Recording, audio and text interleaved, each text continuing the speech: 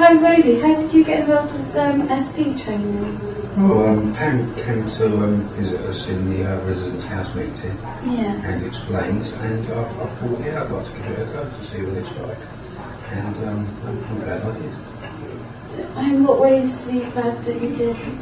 It's like giving something back to sort of all the people that have looked after me during the time since I came to Cheltenham, and to see how it all works, and a chance to sort of fill my time as well.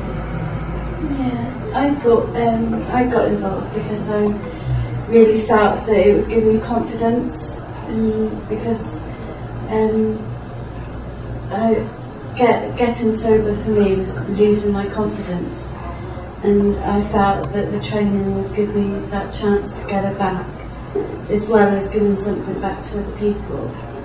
It was a good way in that respect. What about you, Matt? Well, my support worker approached me to begin with and explained that supporting people would be a good way to improve my confidence and get back into a working environment, and I started on the training course then, and I've got a lot out of it, and it's really worked for me. It's helped with my recovery. Mine was a bit different. I'm a tenant representative in the housing group I live in, and when the women from supporting people came into one of our meetings, it was all to do with like tendering and inspecting other projects. And I just thought it'd be really interesting. I mean, I want to do a career in youth work, so I thought it would be a good way to kind of get a foot in the door. And I've got quite a lot out of it actually. I've learned quite a lot about policies, procedures and discrimination, and it's given me quite a lot of confidence myself. So. Yeah, I thought we did a course on body language. Yeah, that was brilliant. Yeah, I really enjoyed that. Yeah, getting to see what things, where you sit and stuff like that. Yeah. I like the note taking as well. That was quite interesting. Yeah, trying to remember what was the conversation that somebody just said, and writing down your notes and everything. And presumptions and that's very interesting. Yeah, and for me, what really benefited me was getting involved with people outside of the recovery bubble, if you like. Yeah. You know, and enjoying the real world, which for me was a really big step. It's quite a scary thought, really, to start with, isn't it? Yeah, it's a start. Joining the outside world again. Yeah.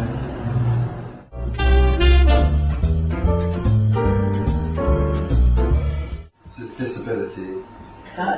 Approximately how many disabled people are there in the UK? 6 million, 1 million or 10 million? I would say 10 million. 10. Because you've got the only disabled as well as physically disabled. Good answer. Yeah, a lot of hidden disability. Yeah. Can you name any hidden disability? There's loads. Which of the following is a hidden disability? Ah, well done. Okay, that's one then.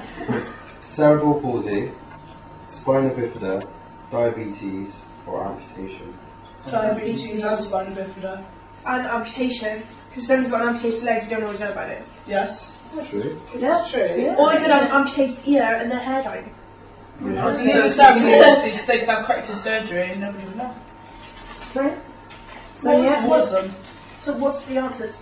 All of them. The sort of tight answer would be diabetes. That's the, Because it's not on the outside, it really it's is, not physical. you know. And what about I the would other see one? that as a disability though. But it's linked to disability. My granddad is automatically diabetic since he had his pancreas removed, and yesterday he took his meds and didn't have a large enough meal.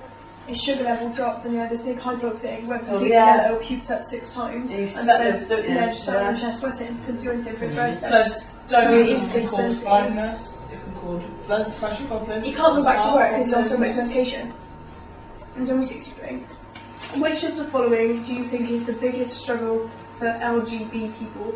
Coming out to family, coming out to work, self-acceptance, facing discrimination in goods and services, raising children or adoption, upholding religious, spiritual beliefs.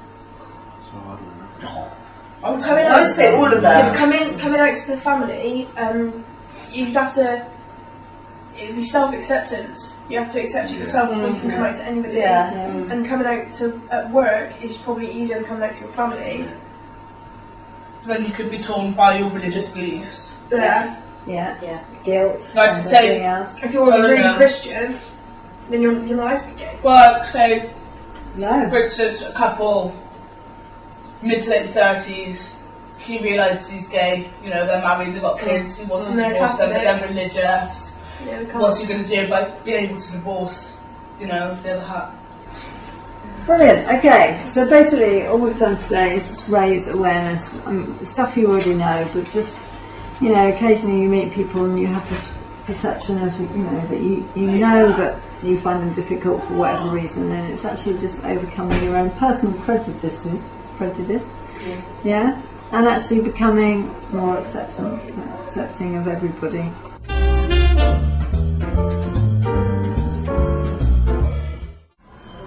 Okay, you've all been through the training sessions, some of you are still doing some of it. What was it about those training sessions that kept you sticking with it and continuing? Well, for me, I found it was like really interesting. No matter what was going to happen at the end of it, it was a great way to spend a couple of hours a week. It was just, you know, really interesting and informative. I really enjoyed it.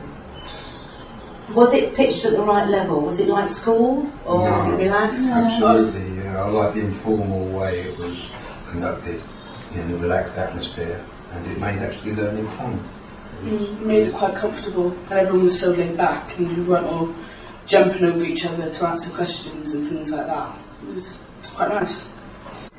Did you find it easy to participate? Did people respect your knowledge? I found that people were quite respecting of other people's opinions and views. Like, there wasn't any, like, disagreements, not made publicly anyway. No, that's the point. What about when you met?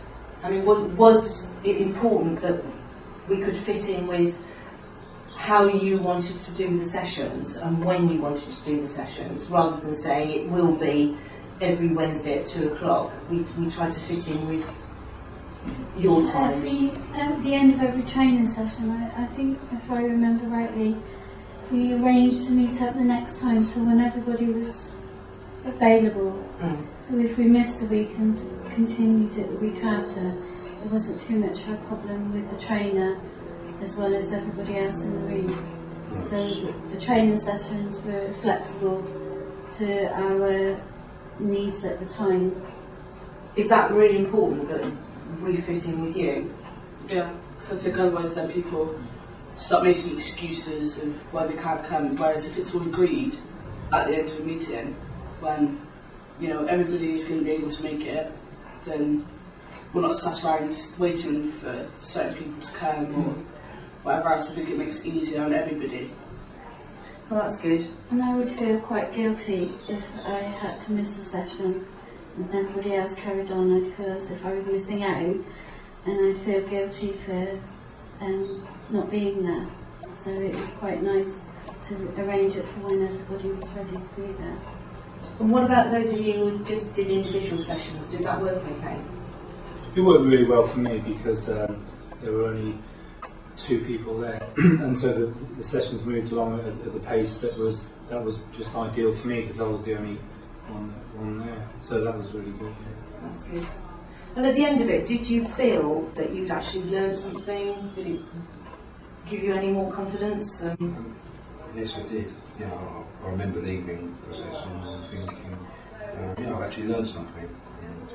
I found I learned stuff about myself as well, things I didn't quite realise, and then to point it out to you, you think, oh, I do that quite a lot. Yeah, it made me learn quite a bit about myself.